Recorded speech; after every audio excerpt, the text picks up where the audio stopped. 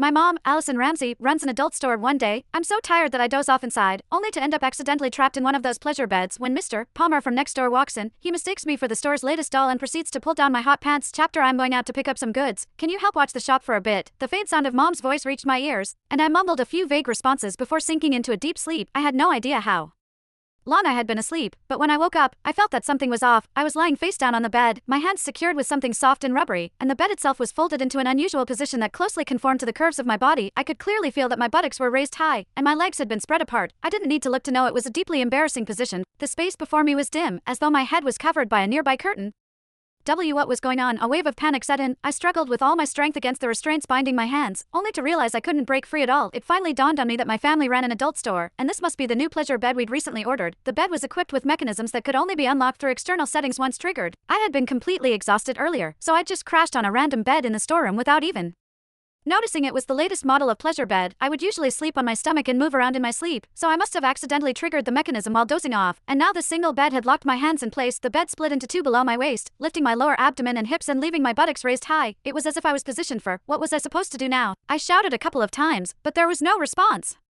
It only then struck me that before I fell asleep, Mom mentioned she was going out to pick up some goods and asked me to watch the shop. Hey, Allison. Just then, I suddenly heard the voice of Mr. Palmer, a customer, coming from the doorway, and it was getting closer. Oh no, Mom did say Mr. Palmer would come by later to settle the bill. Panic surged through me. I struggled desperately, only to find that while the restraints looked soft, there was no way to break free. Where's everyone? I thought I told them I'd come by to settle the bill today. Mr. Palmer's voice drew closer and closer until it sounded just a few steps away. Frozen in this embarrassing position, I felt my face flush crimson, and in my panic, I froze completely, not daring to move a muscle. Is this a new doll that just arrived? Mr. Palmer's words sent my heart leaping into my throat. The next second, I felt a pair of warm, dry hands land on my thigh. They then slowly slid upward until they were inside my hot pants. The weather was sweltering, and when sleeping at home, I naturally dressed lightly. Thus, my hot pants were barely long enough to cover my buttocks. The texture feels pretty good. It's quite realistic and even warm, Mr. Palmer remarked as he fondled me. The bizarre sensation made me clench my teeth, too afraid to make a sound. If anyone were to discover I was being mistaken for a doll, it would be over for me. But then, to my horror, I felt those hands beginning to tug at the waistband of my hot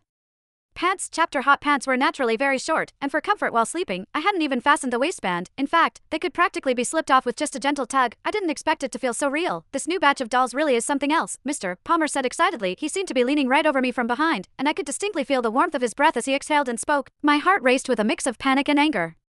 Yet I didn't dare move a muscle. I was terrified of the embarrassment that would follow if I were discovered. What should I do? What on earth could I do? Mr. Palmer had already pulled down my hot pants, leaving only my thin underwear underneath. It even has panties, and with a lace trim, too. Mr. Palmer's voice grew increasingly excited.